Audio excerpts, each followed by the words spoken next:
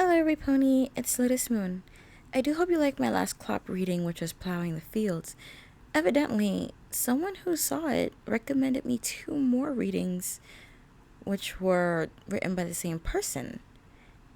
And they're both clops, so look forward to those down the road.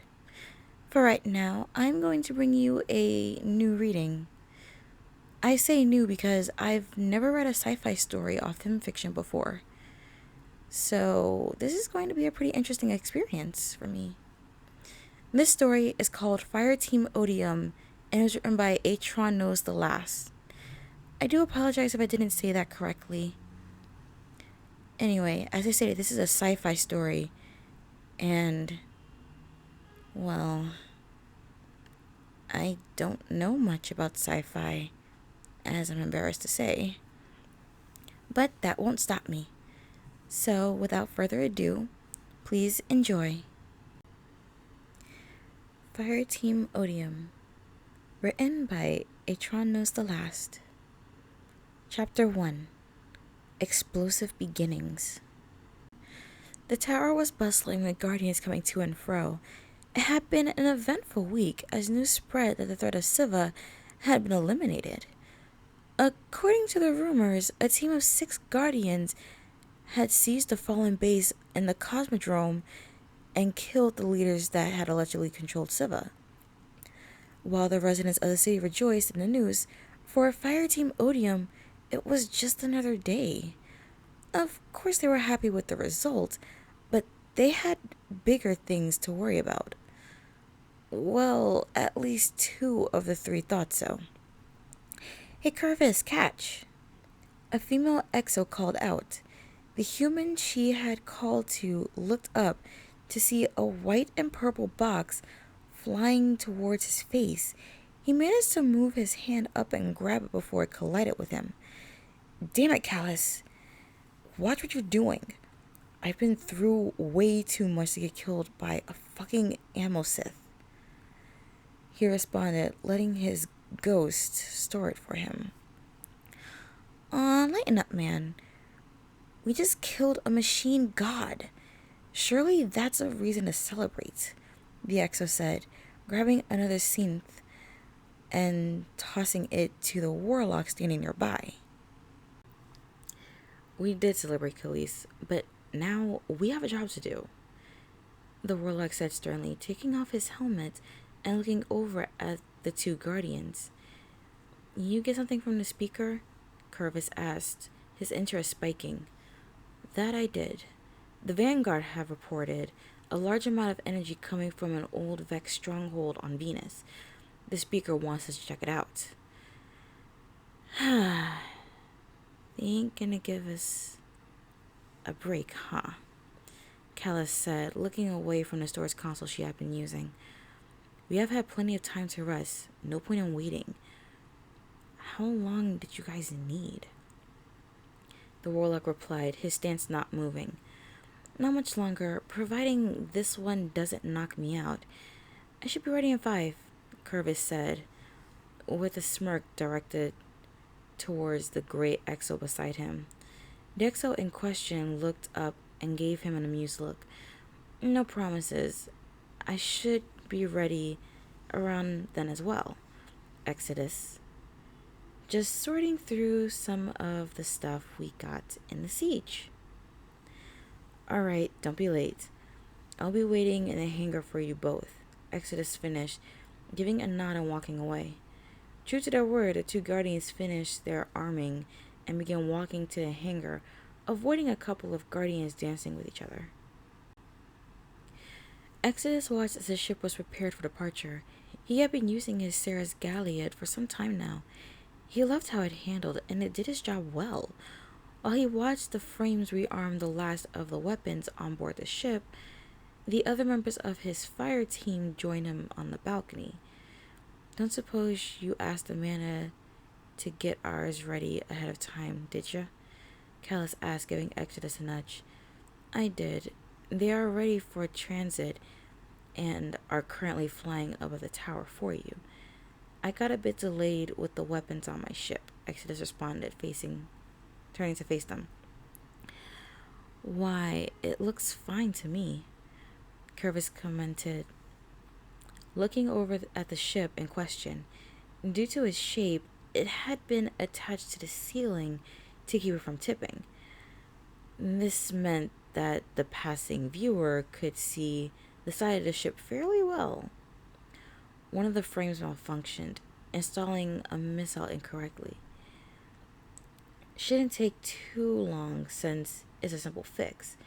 You two go ahead, I'll catch up, Exodus said, turning back to his ship. Fine by me. Let's get out of here, Curvis, Callus said, apparently elated to be getting out of the tower. Curvis simply shook his head, pulling his hand. As soon as his fingers opened, his ghost materialized over it. Ghost, take me to orbit if you would, he requested, looking at the ghost's eye. Nothing more needed to be said. After a few seconds, all that was left of the human was quickly dissipated into a cloud of light. Okay, wait. Stop. Normally, I wouldn't make my apologies now at the beginning of the story, but I feel like I have to inform you about this. So, this story is a crossover story between My Little Pony and a game called Destiny. At least I think it's a game. In addition to knowing nothing about sci-fi, I know absolutely nothing about video games, except for Mortal Kombat and House of the Dead Overkill. Violent video games are a bit more of a stress relief for me, so I use those. Anyway, the link will be in the description down below for this story, but if you do read along with that, you're going to see some words highlighted in green. According to the author's note, if you click on the green words, they are automatically linking you straight to the Wikipedia page for this game, so that you know more information about them should you know nothing about it at all like I do. And also, I do apologize if I make any mistakes with pronunciation of words or names, as I stated, I know nothing about this, much to my own embarrassment and possibly to your humor. I do apologize for this interruption, every pony. You may now get back to your regularly scheduled reading. Catch you up there, bud, Kelly said, doing the same thing her friend had done. Up in orbit, two ships flew alongside each other in perfect synchronization, both belonging to Khalees and Curvis. Curvis's ship was a black four-winged ship known as the Vienna Singer. It had yellow light strips across the wing edges that lit up to sync to give a sweeping glow every few seconds. It was built more for speed than firepower, but Curvis didn't care for what this ship was able to do. If it got him where he needed to be, it was enough. Khalees, on the other hand, had gone for something a little bigger. Her ship was simply put a letter H.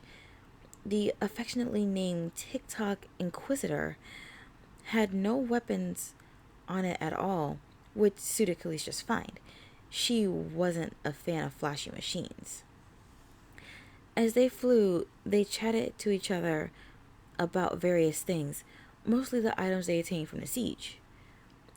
Did the chiroprats give you any information on the engine you found? Khalees asked over the comms.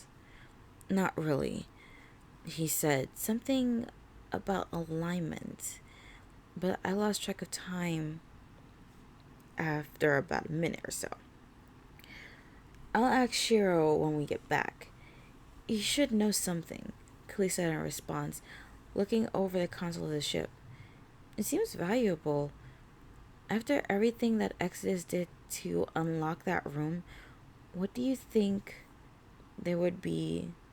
You would think there would be something bigger on the other side of it, Khalees said in thought. Curvis sighed at that. I'm sure we'll find out in time. For now, let's get ready for Exodus.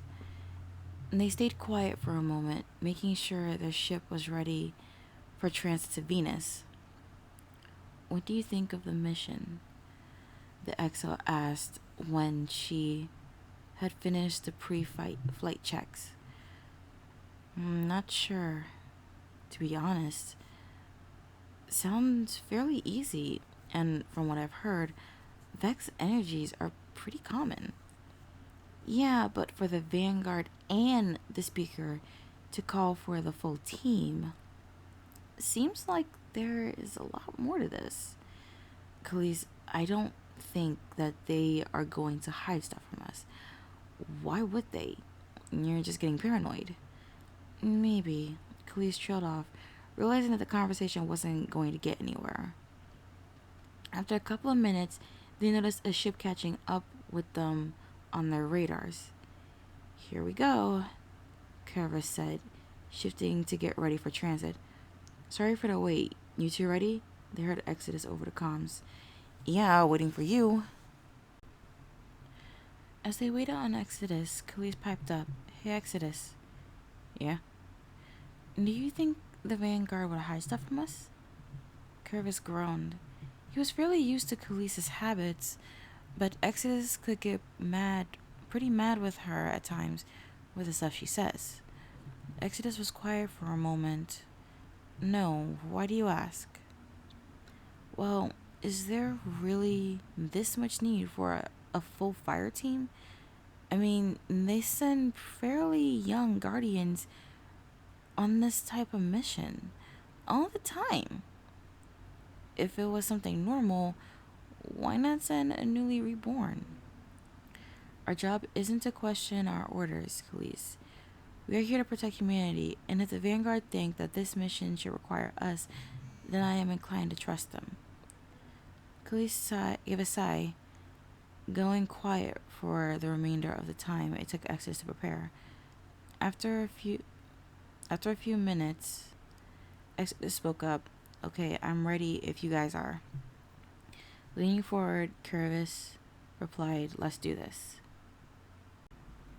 The peaceful atmosphere of Venus was suddenly destroyed as the sound of 3 ships tore across the landscape. "Okay, team, my ghost has read multiple Vex signatures at the drop-off point. We're going to have a fight from start to finish with this one," Exodus called out, flying lower to the tree line.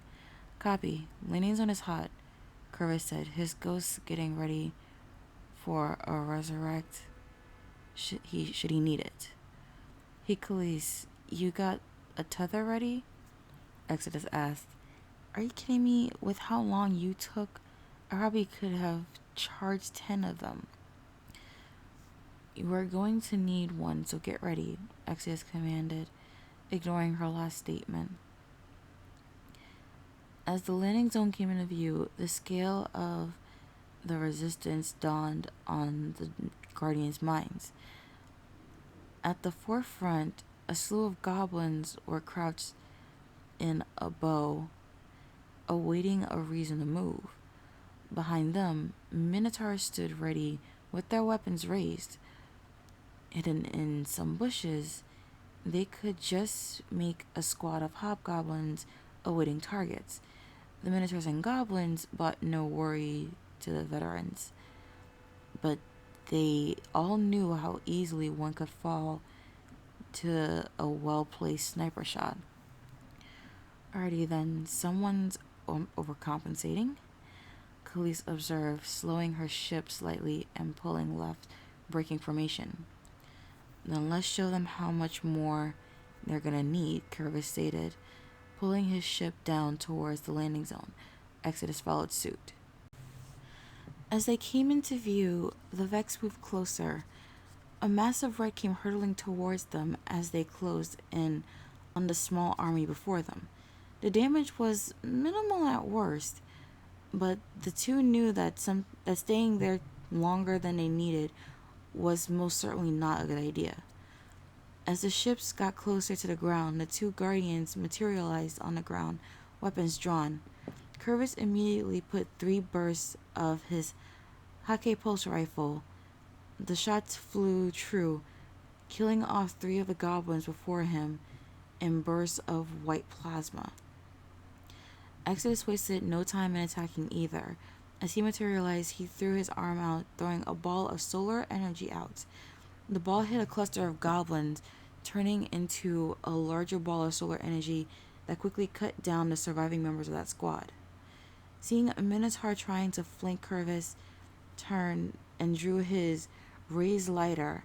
As the blade coated itself in fire, he launched himself at the towering machine, slicing into it from every angle he could. Meanwhile, Exodus began dropping every Vex that came close. Cover was minimal in the area they had landed, but he made do.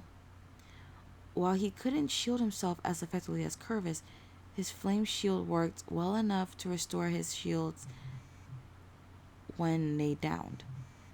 As they fought, Khalees flew in from the back, dropping down from her ship and firing a round from her sniper. The bullet passed straight through a goblin's stomach, leaving a mess of plasma in his wake. "Khalees, get the tether down here," Exodus commanded, firing a few more shots from his scout rifle. "Don't sweat, man. I got this." At that, a trail of void energy flew from the back of the battlefield, striking a Minotaur and evaporating it in void light. As his body flew through the air, it left behind a small sphere that shot out and attached more void energy to the nearby enemies. Those that had been affected by this sphere stopped attacking and turned, trying to escape the field of influence. "Drop 'em." All three members got to work dispatching the slowed enemies with ease. After only 20 seconds, there was nothing but twitching machine corpses left. "Well, that was fun," Khalees said, jumping down from the ledge and joining her fire team. "I think that was only the beginning," Curvis commented, looking towards the entrance to the Vex fortress. "Then let's get to it," Exodus finished, starting to run towards the entrance. The other two followed quickly, reloading their weapons as they ran. They all slowed when they entered the structure, bringing their weapons up. Curvis's ghost appeared and shone its light forward, allowing them to see with relative ease. Surprisingly enough, they encountered little resistance on their trek through the hallway. While it wasn't completely an uneventful walk, they expected a lot more fighting than what they experienced. At the end of the hallway, they came to a massive chamber, and the reason there were very little Vex resistance on the way there. A huge army of Vex was surging towards them. Cyclops set up on the nearby wall that had turned to face them. At the back of the room, a Hydra stood tall, its revolting shield at the ready. "Ah, shit," was all Exodus managed to say before the storm of bullets flew at them. Curvis only managed to fling his arm out, projecting a wall of void around himself. The team rushed inside the dome, avoiding the damage that was being flung at them. As they passed the wall of the dome, they felt themselves become stronger. A column of light raised from their heads. "Weapons? I would have thought that blessings would be more effective in this situation," Khalees said, pulling out her rifle. "Yeah, I thought so too until I saw that Hydra. And that isn't a normal Hydra. From what my ghost can tell, it's a mind. Possibly even a nexus. If we drop that thing, we may have a fighting chance," Curvis said, trading his sword for a pulse rifle. "Can't argue with that," Exodus said, moving forward. "Let's get this done." As soon as they left the confines of the shield, they were set upon the Vex. While Khalees and Exodus stayed back, allowing the shield to soak up the damage for them, Curvis ran forward and let out a punch on the nearest goblin. The machine evaporated, shrouding the Guardian in a coating of purple energy. Using this increased strength, he went to work getting rid of the majority of the weaker enemies that had been pummeling the purple dome that his friends had been residing in. As the line of hostiles receded, Khalees moved forward, her sniper rifle in hand. She took aim and began firing upon the Hydra, going for as many shots to the face as she could. As she fired, the rifle's magazine refilled itself, allowing her to fire more until her ammo depleted. It's weak but still standing. Can you get a laser on it, Curvis? Khalees asked, pulling out her launcher. You give me a sec, Curvis said, his ghost summoning a large carbon fiber weapon in his hands. When he had cleared enough room, he spun around and took aim. The whirling of the charging weapon could barely be heard over the sounds of fighting, but the shot could. When the weapon fully charged, it unleashed a huge red laser that cut through anything that stood in its path. As soon as the laser impacted the Hydra, it fell, splitting into multiple parts and glowing a bright orange. Get down! Exodus called, ducking within the dome of light. Curvis just managed to slide into it as the Hydra detonated, sending shrapnel across the room. As the flying metal scattered, it took a few of the remaining Vex with it. There was still a mass of enemies, but far less than what they began with. Good shit, guys, Callus called out, reloading her sniper. We ain't done yet. The Hydra might be dead, but we still have the Cyclops. Those Cyclops. And this ward won't last much longer, Curvis said, looking around him. The shield had already started to dim, and it was only a matter of time before it fell. How many shots in the sleeper do you have left? Exodus asked. Curvis said, responding, not enough to deal with 4 Cyclops. I could use a synth, but it would take time. Khalees had been thinking for the duration of the talk, and at that moment managed to come up with something. What if I tether? You could use the orbs to make a new ward. If you want to waste a tether on weaker enemies out there, then it might work. You're gonna have to hurry though, Curvis said, watching the ward's light begin to dim further. Nodding, the hunter jumped forward, summoning her void bow and firing a purple arrow from it. It soared across the room, arching down and landing on the ground. On impact, it created the same sphere that they had used before. Without missing a beat, she pulled her launcher out and fired a rocket into the crowd of slowed Vex.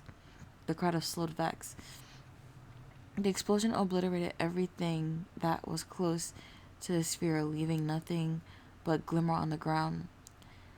As the kills racked in, Kelly shone bright, white orbs dropping down from her body. Curvis ran forward and stood near the orbs that littered on the ground, absorbing their energy.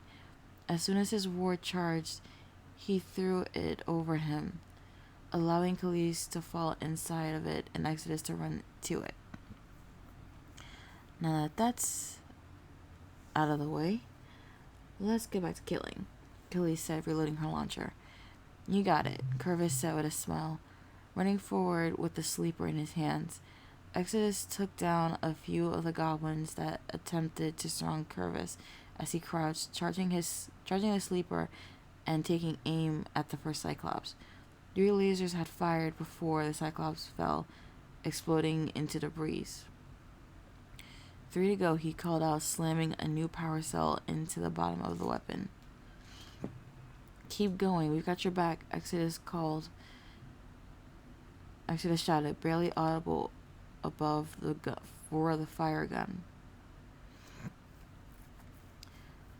Curvis managed to drop 2 more before running back into the ward. As soon as he got in, he brought his hand up. His ghost appeared before him, awaiting command. I'm gonna need a heavy synth quickly as you can, he said, getting a nod in response.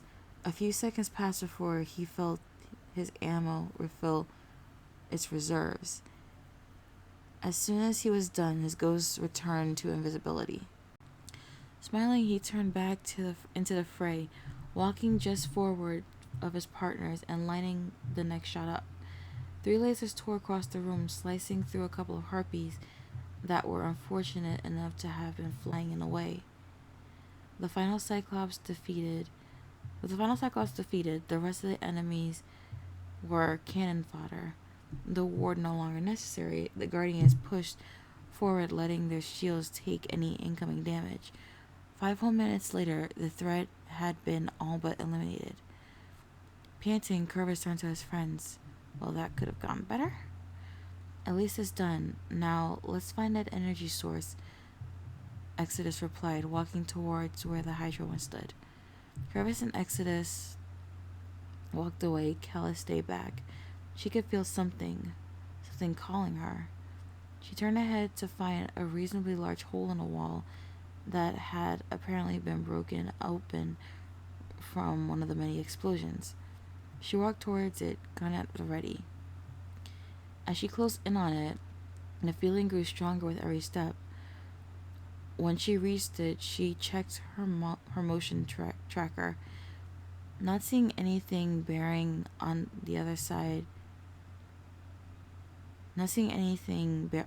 the other two members of her fire team.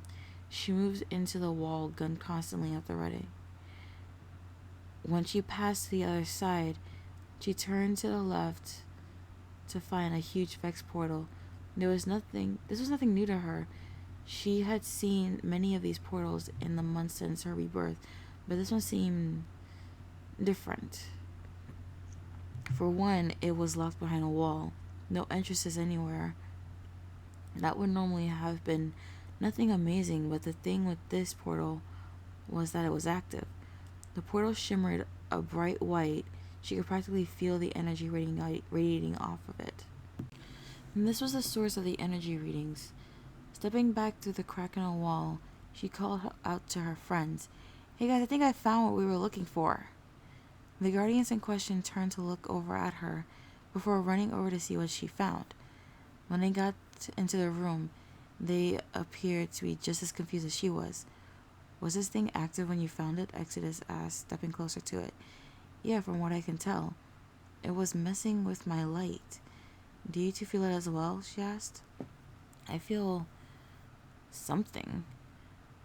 Nothing I have ever felt before. I can tell you that much," Exodus replied, bringing up his ghost. "Ghost, let the Vanguard know." Wait.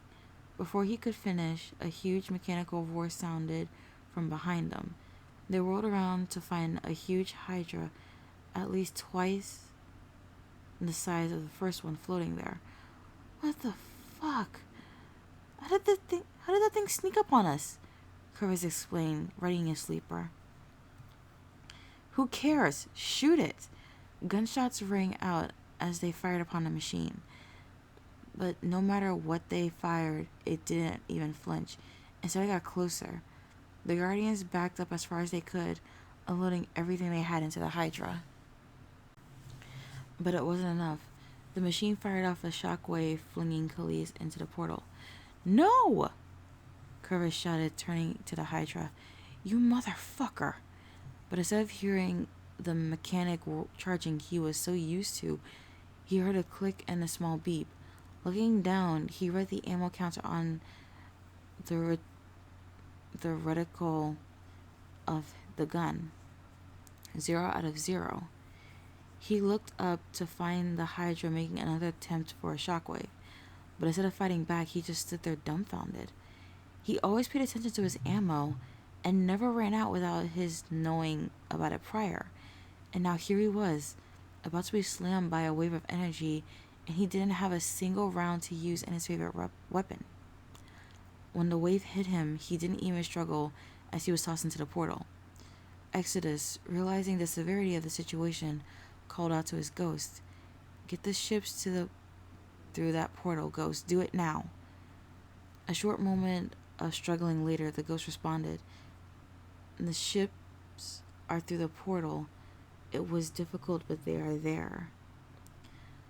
Looking up one last time at the huge monster before him, He managed to let out one word before he got hit into the portal. Good. Khalees rode slowly. Exos couldn't feel pain per se, but they could tell when something was wrong. And she could tell right off the bat that there was a plethora of things wrong with her at that point in time. Lifting her head, she turned to see her surroundings. Curvis and Exodus were nowhere to be seen. She was surrounded by trees, and snow covered the ground everywhere she looked. Normally, when she entered forest, she could feel the darkness trying to envelop her, but here there was nothing. No darkness and very little light from the traveler. She started to panic. Without the light that the traveler gave her, she and her ghost could die quickly. However, as she began to calm, her ghost notified her of the scans he had been making. Please try to calm down, Khalees. The only reason you are not getting much light is simply because your body is adapting. There is some sort of energy in the area that is substituting for light, though I am unsure as to what it is. Is it safe? She managed to get out. Well, it hasn't done anything negative to you so far. I guess time will tell. For now, you should probably find your fire team. Getting up on her feet, she looked around. Choosing a direction, she began to walk, her ghost floating alongside her each step of the way. Luna strode into her sister's chamber, worry etched on her face. Sister, did you feel that just then? Celestia turned to look at the Lunar Princess. I did, Luna. Do you have any idea what it was? Luna simply shook her head, trotting forward slightly. We have never felt such a surge of power before. Do you think it could be an attack? If it was, then I dread to think of the outcome, Celestia responded, looking out over the lands from her balcony. I will assemble a guard. Hopefully this is nothing too serious, Luna concluded, walking out of the room and down the hall. We can only hope, Luna, Celestia said quietly, still staring out across the land.